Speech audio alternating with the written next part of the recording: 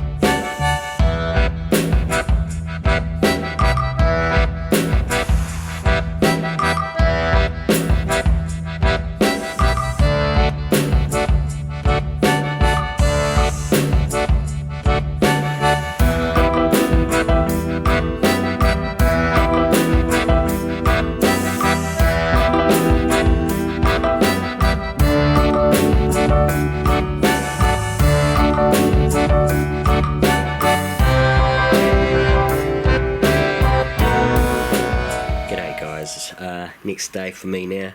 That footage that you've just seen, the high speed stuff, I prefabricated some bits and pieces and managed to get the A-pillars welded on before I went to mates for a few beers.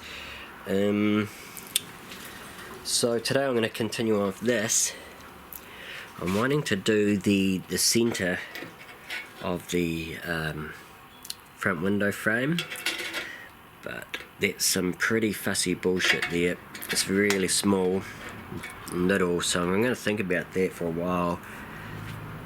I think I'm going to work on this stuff today.